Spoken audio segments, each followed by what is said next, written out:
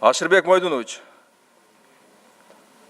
Кыргыз темир жолу бүгүнкү күндө Ош областындагы, Баткен областынын, Жалал-Абад областынын ишкерлеринин берген заявкаларына 50% эле вагон менен камсыз кылып берди. Мына бүгүнкү күндө ошолорду вагон менен камсыз кылып бере албай жатат берген заявкаларына. Анысы аз келгенсип, ошол темир жолдон кат келиптир ошол ишкерлерге. 2017 жылы өзүңөр вагон сатып алгыла, же болбосо башка жактан арендага вагон сүйлөшкүлө депчи. Бул эмне деген көрүнүш? Эгерде биз бүгүнкү күндө ошол өндүрүшчүлөрдү колдобосок, ишкерлерди колдобосок, биздин экономикабыз ошого көтөрүлбөй жатат. Мына салыктар түшпөй жатат, канчалаган салыктар. Ошондуктан эгерде ошол жетекчи бүгүнкү күндө ушундай шылтоолорду айткан болсо, андан да жетекчинин кереги жок. Бошотуп берсин ордуну башка иштей турган адамдарга. Мына өткөндө өзүңүздөр айткансыздар. Кийинки жылы 17 жылы Казакстандан көмүр албайбыз деп. Тести демек өзүбүздүн көмүр өндүрүүчүлөр менен камсыз кылабыз.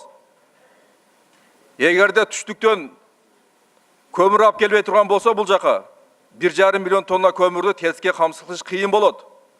Андан тышкары мына Өзбекстан менен азыр алакалар оңолуп атат. Эртең Өзбекстан көптөгөн биздин товарларды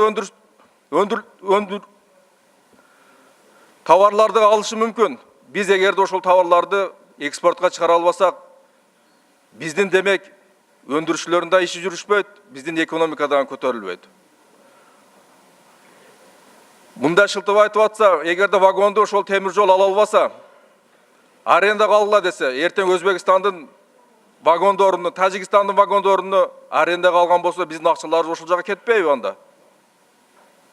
Эмне үчүн ушул Кыргыз темир жолу өзү вагон сатып албайт? Эгерде акчасы жок болгон болсо, мына Орус-Кыргыз фонду бар. Ошол жака кайрылып, ошол жактан фонддон акча албайбы? Канчалаган биздин ишкерлерге шарт түзүү берилет эле. Андан тышкары ошол вагондон канчалаган акча каражат түшөт эле. Салыктар түшөт эле. Биз бул жагын эсепке албай жатпайбызбы? Ошондуктан мен өкмөткө кайрылып кетемин. Тез аранын ичинде ушул маселелерди чечиңиздер.